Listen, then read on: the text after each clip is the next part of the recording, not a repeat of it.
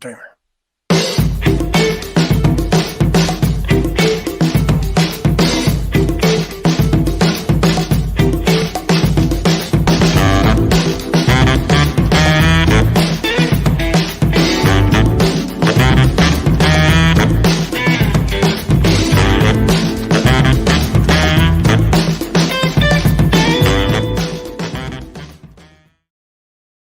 Happy Friday, Pat. Hey, Rick, how you doing, buddy? As if weekends mean anything to realtors and lenders, right? So, Yeah, really, no kidding. Yeah. and I want to give a shout out to Jim and Maria, our YouTubers. They closed and recorded on their house in Gilbert about an hour and a half ago. So, congratulations! Can't wait to meet them when they come out. They've been fantastic to work with, and even the agent on the other side representing the seller, the guy was amazing. He's one of these agents that you could call and say, during negotiations, whether it's price or, repairs, you could call and go, so let me ask you this, and you tell me if this has legs, and what do you suggest? Let's chit chat about this. And that's the kind of negotiation I like. Let's have a conversation. Let's see how this goes. And there wasn't any beating up or, you have to understand my client. He's like, okay, well, all right, let me think about that for a second. Let me run that by them. And I could say, well, and I have another option. What about this? And it was one of those that I could chalk up and go, oh, this was swift and smooth. Well, that's amazing. I mean, you need that. It just goes to show you another smart realtor on the other end, because people don't realize that, if you got the buying agent, the selling agent, the lender, title company, the buyer, and the seller, I mean, really, you got to have all 7 parties in the same motion. Yeah, and a lot of negotiations were going on while he was at a ball game watching his son. Turns out he has a son that's, what the heck did he say? He's 14 and he's 6'2" and 200 pounds. Wow. And he said this guy, he manages like a sports club, because I guess there isn't a lot of little leagues out there right now. And he said this kid, he's going to be one of those ball players you're going to hear about. And this guy knows what he's talking about, and I didn't ask him what team he was, but he played professional ball. And so he was telling me about his son and his sports clubs that he wants to manage and how it all works and stuff. And he said, his son is playing every day. And he goes, little league kids, they play like, they have one practice and then they, off they go. And then they get out there and they play. He said his kid was hitting them so hard that he was too dangerous for the little leagues. Wow. So I thought that was pretty interesting. So I wanted to go over some inventory numbers today with a little bit of an explanation. Excuse me, a little raspy voice here.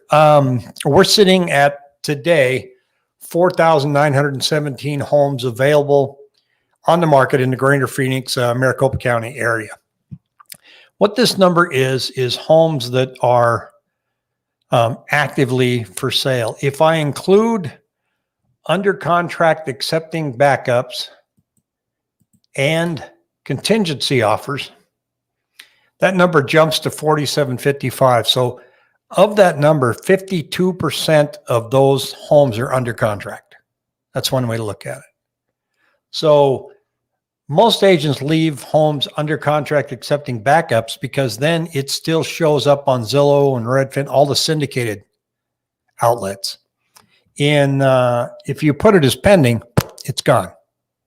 So they put it out there just so they can show they have a listing, or they actively want to have, something under contract, or they want to try and solicit some backup offers. But now here's the real kicker. So I'm going to explain what we have today and what I call my 7-day moving average. So I'm going to share my screen and grab a picture. Ooh. And bless you. And non-COVID related. Yes.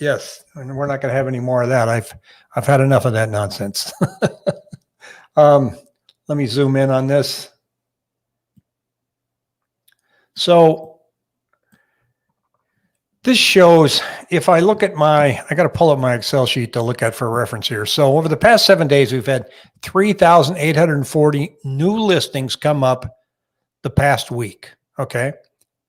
Of those new listings, that's added to the existing listings we had, which gives us a total of 4,900 homes. So if we didn't have any new listings come on this week, Pat, we'd only have 1,100 homes on the market. That makes sense? Yep. So, and we had 4,118 homes go under contract. So that's what these numbers are showing that I'm looking at here. So you have this blue line are the number of new listings coming on every week, and the golden line are the numbers that are going under contract, and that's going up. Until this blue line gets larger than the yellow line, prices will continue to accelerate. But the real alarming thing is, see the gap between the blue line and the yellow line? I'm just going to call that listing attrition. You know, the number of listings keep getting lower and lower each week. Mm-hmm. At this rate, it just, let's say that listings come on at the same rate, contracts come in at the same rate. We're going to be out of homes in 17 weeks. Just gone. You're going to watch the news one day and they're going to go, National Association of Realtors reported that the Phoenix area is completely out of real estate. Wait, this just in, we got a single wide trailer in Apache Junction for 400,000. It's hard to wrap your head around these numbers. If this gap between the number of homes coming on and number of contracts does not change, we run out of houses. Something's got to change. That boils down. I mean, so then people say we're going to see a crash. Number one, we're not going to see a crash until that changes. But what, I guess we have to start talking about, you and I have been talking about this, trying to get to that. But that's what's perplexing the heck out of me is what is going to change that number? Well, let's talk about forbearances, because there's a lot of YouTube videos out there. Well, these forbearances are going. By the way, they just extended that 3-month extension on forbearances. Yep. I got a chart. I got the active forbearance plan, the chart up. Can I share my screen, or is it? Yeah. Let's see here. Hopefully this right screen comes up. Yeah. Yeah, you've got about 9 monitors, so I know. I got 14 different monitors here in front of me. People don't see if they only could see it. Okay, am I sharing that now? I don't. Oh, there it is. There we go. Pull that up or no? Yeah, that's basically that. Look at that's basically active. This is right here is March, April, May, and then look at October, how it just kind of flatlined in terms of active forbearance plans. Okay. Yeah, got you. So the number of forbearances as a percentage in the country, what is that? I think it was 5%. Okay. So, by the way, one of our subscribers says he's going to bid 430,000 on that trailer with no appraisal. So the market's flying. So 5% of homes are in active forbearance or delinquency of some point, right? Yeah. Our listings this year compared to last year are down at a minimum 85% versus last year. So if those 5% next Friday, all of them hit the market, what difference does it make? We're down 89% now, or 89%. Now we're only going to be down 84%. That's not a crisis. No. So what's going to change it is, and I think, and you can tell me, we saw mortgage interest go up slightly the past couple of weeks, right? Yeah, the last 10 days they've kind of crept up a little bit. I mean, today they got the mortgage-backed security market was down 30 basis points. Yeah, so basically your costs went up. If you had, like say, a $300,000 loan, your cost went up about $1,000. 30 basis points times 300, basically, for the most part, quarter point. But Didn't mortgage application for the week drop 4%? Yeah. Yeah. So that shows you how interest rate sensitive the buyers are right now. Yeah. So what's going to cause inventory to go up and buyers to go down? It's going to be rates. Yeah. And the feds have been stepping on. They're not, the prognosis has been that they're, in this one news release, it said that feds, until we see them stepping away from supporting the mortgage-backed security market, we're still going to see low rates. That's going to be really there's no sign that Powell's going to step back away from that for the next 6 to 12 months. Well, he actually painted a bleaker picture this week when he gave a talk and said, that look, this unemployment number is more like 10.3 instead of 6.3. And he said, we're not seeing any movement. Yeah. Basically, he's telling Congress, you guys better put some stuff together to get this economy rolling. And so 2022, and he says, I want to buy a house. Rick, all houses have been bought. Try again next year. So I think we got that message across. Yeah. So, I mean, I went and looked up the St. Louis Fed, looking at velocity. Let's see if I can find it here. We look at M1 or M2 and M2 velocity, and M2 velocity is money that's moving through the system. And I'm going to show you this. And I think this is what Chairman Powell is kind of griping about. And let's see, can you unshare your screen there for a moment? Yeah. Okay.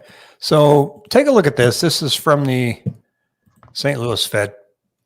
And this line here represents money that is in our system, the velocity, how much spending there is. You look at 2000 and then 2005, and here's 2008, and there's 2010. The gray line is a recession.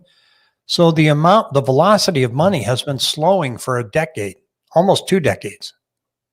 See, it's slowing. And then here's what happened in March. Boom. We all stayed home. We stopped buying, we stopped shopping, and we're done. And it's barely coming up. If I look at that number,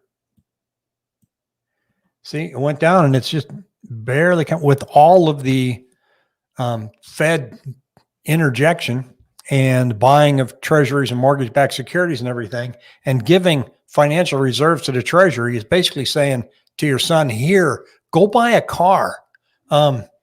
Nobody's doing anything with it. And it's been trending down for a long time. And now it's not, once you take this major dip, it's not going anywhere. So it's not like a real new problem. It's been there. It's been there in history. So you're not going to have inflation if that line stays down that way. The only areas where you're going to have inflation is in real estate and stocks. Our entire economy right now is only moving and staying afloat because of central bank intervention. Yep. And when can they stop? When and what happens? If they were to stop right now, we'd have complete and total depression. So we sit, wait, and watch. I mean, yeah, like, the temper tantrum back in 2018 is a perfect example. Like I said, they pulled back buying, and then rates went, from 3.5 to low 5s. Yeah. And so, but it seems odd to me that mortgage applications dropped by 4% when we still stayed below 3.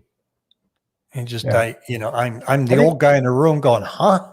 I think if you think about it, the home buying group, for the most part, the people in the 25 to 40 group, and then obviously you got up to 55, 60 plus, but I'd say that, the people in the younger age category are certainly interest rate sensitive.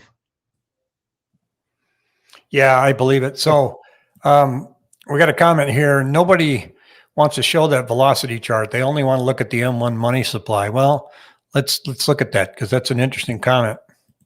There it is. Money supply through the roof. But you know what?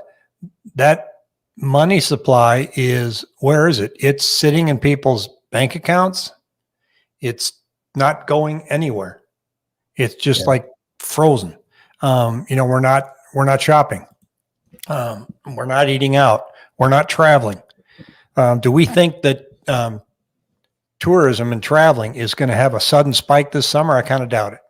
It's going to be a while before we get up to that. And until all that stuff starts moving along, this velocity is going to. So getting back to the question of what do we think is going to make inventory start to come up, it's going to be jitters in the financial world.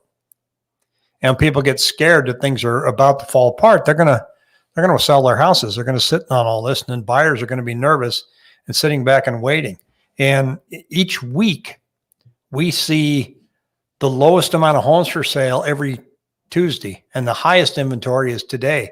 So we used to list houses on Thursdays, and we still do. Put them on the market on Thursday and Friday for the weekend. I recommend put your house on the market on Monday, because Tuesday there's nothing out there. Yeah. And buyers, you no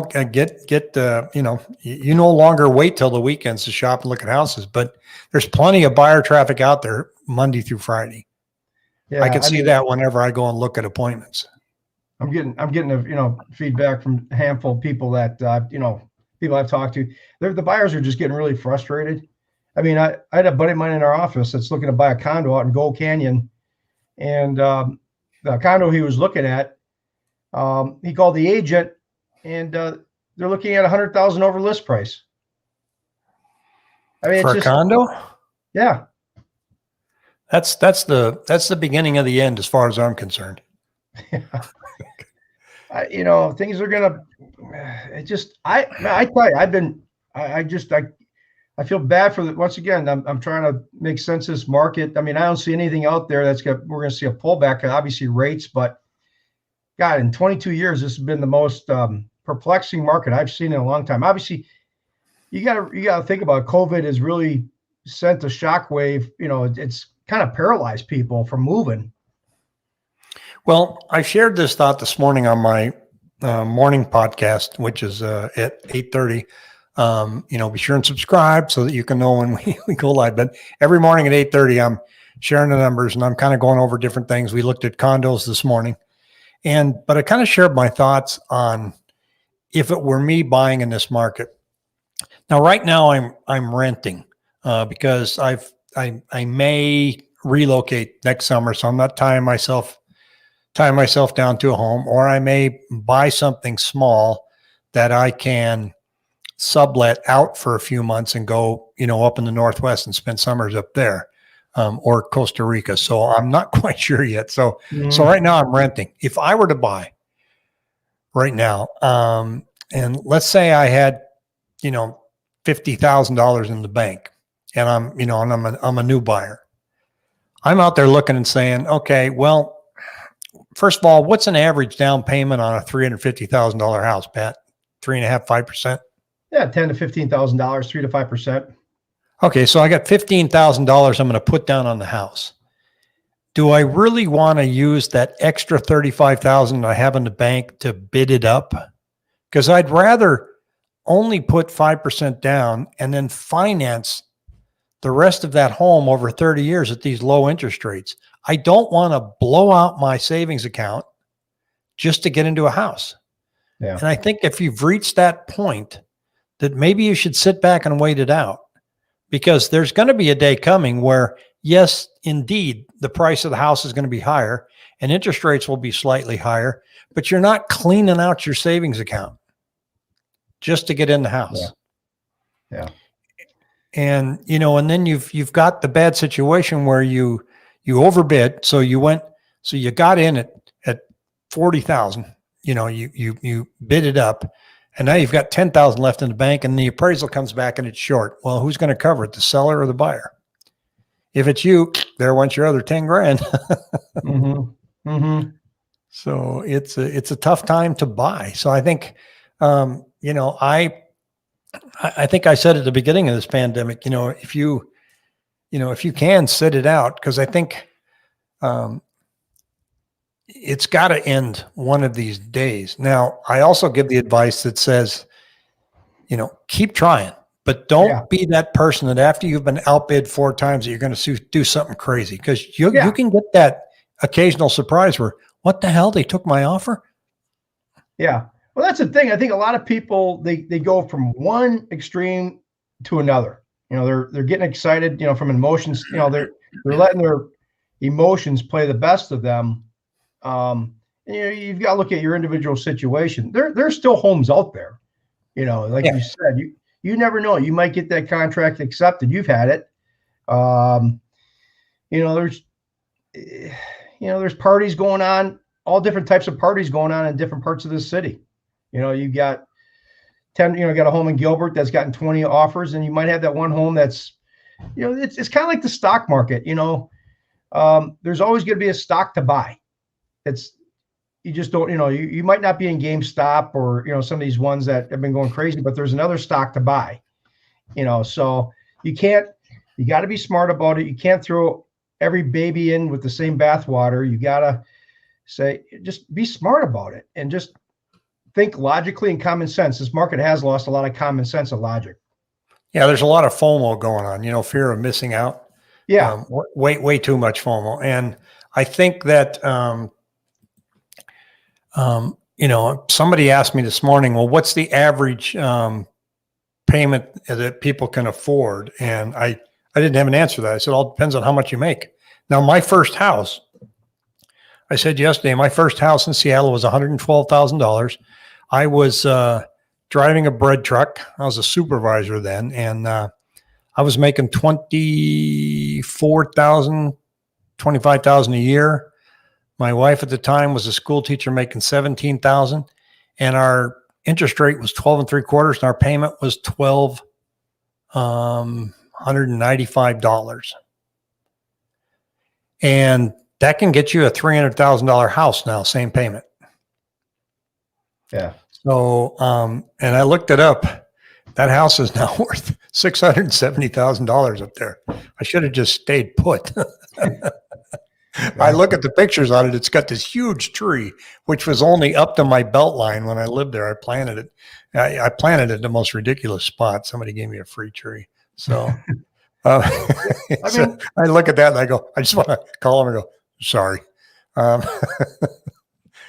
And most financial experts expecting the stock market bubble will burst soon. At March, some lending program from last year will end. There's a lot of conversation about the market popping. What was he saying? At March, that one lending program will end? What? Yeah, at March, some lending program from last year will end. I'm not sure I understand that any, unless you're talking about the forbearance.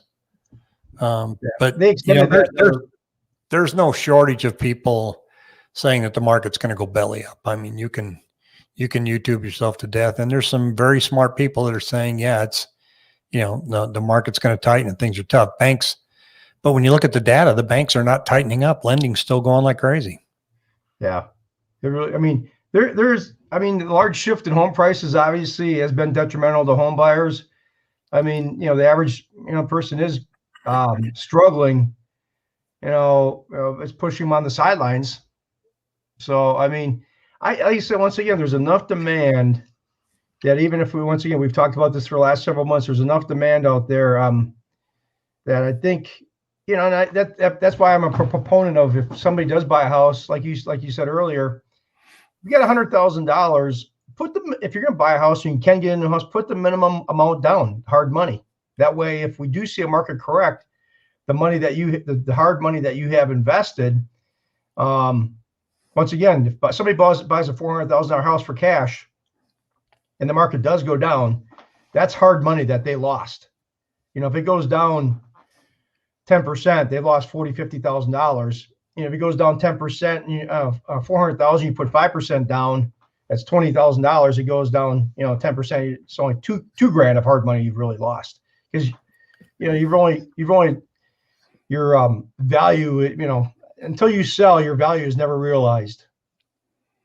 Yeah, I mean, if the market goes down and you're in a house with an interest rate that you like and a payment you can like, and you still have your job, who cares? Who cares? I mean, We got a little bit of yeah, clarification here. I guess- Lending program from banks for household and business will end. I don't know whether it will get extended. So you're saying if there's a market crash that banks will put on the brakes. Most history of market crashes show that there's more extension of lending and more intervention by the Fed. The danger is we're spending trillions now. If the market crashes again, how much more is the Fed willing to put in? So let's say we saw, some of these gurus are right, and we have a 70% crash in the market. Is Chairman Powell going to come in with an additional 10 trillion? Or is he just going to finally let the system just shake itself out? Yeah. So Once again, anybody's guess. Yeah, it's anybody's guess. I mean, we're just two guys here in Phoenix, just trying to, make some sense of, put some things together. But once again, the supply demand equation is the most powerful equation in the world. I mean, Yeah. Thank you, Judy. I'm glad you chime in. I think the point and the whole purpose of you and I get together on these calls is just to show what the numbers are doing today and help you see what needs to change in order for people to be able to get out of these bidding wars. Yeah. Avondale has 11 homes for sale, Pat. Last year, I'm going to put you on the spot because you wouldn't know this number anyway. You didn't, and I wouldn't know unless I read it. How many homes do you think were for sale there last year? In Avondale? Yeah. I mean, the whole year? No, just what's today? Today's the 12th, February 12th, 2020. I'd say probably 150. 1,200. Really? And we have 11. Jeez. I mean, so and see that here's the thing. People were COVID. You got COVID. You got low rates. People refinance now, so people are paralyzed by basically the people that refinanced and have got equity. Like myself. I mean, I'm not going anywhere. Yeah, I got an email today on my website, somebody that I've been sending homes to, and she emailed back and says, "Thank you for sending the homes, but we remodeled and we're staying put." Yeah, that story's repeated all over the country, not just the Valley. And the inventory problem that we're having here, they're also having in places like Omaha, Nebraska. I mean, it's a nationwide problem. So I think I can't, we've been wrong a lot trying to say when we think the switch is going to flip. We thought that we'd start seeing corporate layoffs and people start selling their houses. We're starting to see some layoff. Best Buy just announced yesterday they're laying off thousands of people. Are you blaming us for are we supposed to be accountable for what we say on this on this video? Absolutely not. Okay. No, but it's saying it's impossible to predict. Even the Cromford report, he says, I don't make predictions unless it's blatantly obvious. Yeah. And so he's saying prices are going to go up all year. I don't see it changing. I think, and talk about some of our videos. I remember our first video that we put up, and the nice thing about bad videos is nobody watches them. So the first time we went live, and I think I'll share it next week. Yeah, best of. We used Zoom, okay, and we clicked on, and we're literally going, "Are we live? I don't know when we're going live. How can you tell if we're live? Are we live yet?"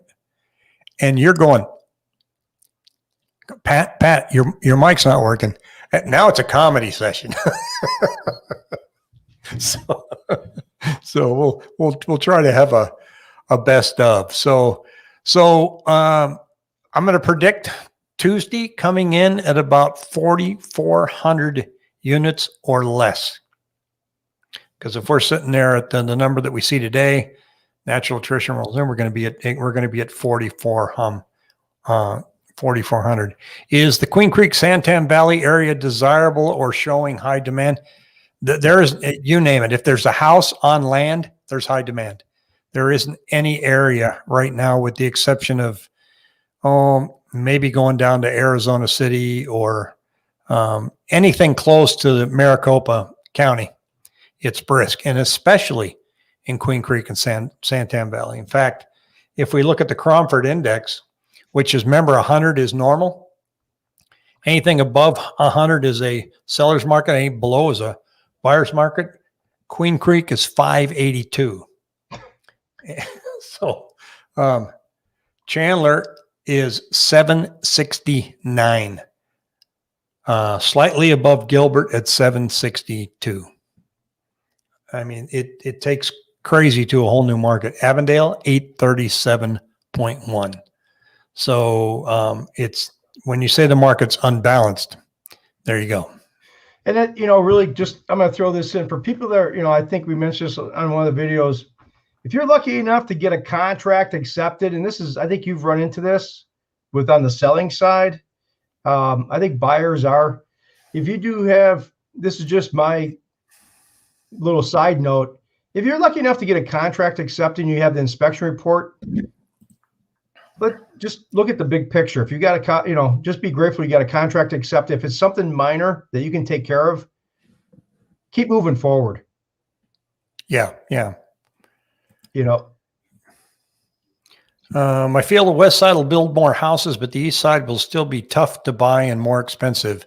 So with that, I feel it hasn't changed much since I began looking in 2010. Well, if you've been sitting and looking for 10 years, you missed a heck of an opportunity, because 2011-12 is when people really made the money. But here's the thing. 2012, nobody thought it was a good time to buy. Just the investors and people that were looking at the numbers. That's why it's important to look at the numbers.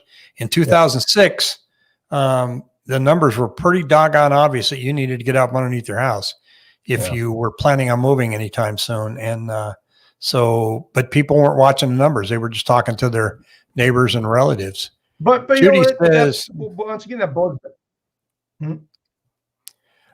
Judy said, do you insist that any of your potential buyers are bringing a qualified for a mortgage letter? Yeah, it's actually required in Arizona. Judy, you have to have a pre-qual letter, or you can't write an offer. I can show you a home without a pre-qual letter, and you go, let's write the offer. I look you in the eye and I go, I can't. Hurry up, get a pre-qual. We can't submit the offer without it. Yep. Exactly. Once again, go back to 0506. Once again, it was basically predicated on the fact that we had really shoddy loan programs. Right now, the loan programs the qualifications are tough. People, they get frustrated, but, I just tell people it's just a matter of gathering up paperwork, and it's to protect everybody. And this, if we were writing programs like we were in 0506, I'd be really concerned, but I'm not as concerned right now as I am back then. I saw red lights, alarms everywhere back in 0506. This one is just pure supply and demand. Well, we're sitting here talking about 2 weeks supply of inventory. In 2006, we had 18 months. Yeah. Year and a half. So, I mean, it's a writing. People were buying houses and not moving into them. Developers were building these huge, huge plots of land. What movie is that from? Yeah, that's why you cannot compare 0506 to right now. You really can't. I mean, people say it's going to be a crash because we saw a crash. We've said this a million times on this video, but there's going to be another. We saw crazy loan programs being written in 0506. We don't see those anymore. So it's a different market. Yeah, I got divorced in 06. And I had, let's not go into this again, okay? Jeepers. I had bad anyway. No, I've heard this so many times over beers. It's getting so tiring. I'm just kidding. Maybe that's why I quit drinking. Anyway, look, she didn't have a job, okay, and she got a mortgage only based on 5 years of alimony payments. And I remember sending her a message. I go, how are you getting a loan when you don't have a job? And you know what her answer was? Well, that would be none of your business. And the agent goes, you already have 40,000 equity in this house. So everybody's buying a house. They're told, because they were appraising higher, right? You can sell it next year and make $100,000. And it foreclosed. But everybody was doing that. You know, you were getting this false, here's what your equity is. And it didn't make any sense. So, my door's telling me I got a package delivered. Cool. So anyway, we're going to cut it off here. Thank you everybody, we got one more comment here. Builders really slacked off out here from 2010 to 210 to 220, which has compounded the inventory problem. I agree. I'm going to have to jump out of here. I got somebody at the door. I got to run. See you next week. All righty. See you, Rick.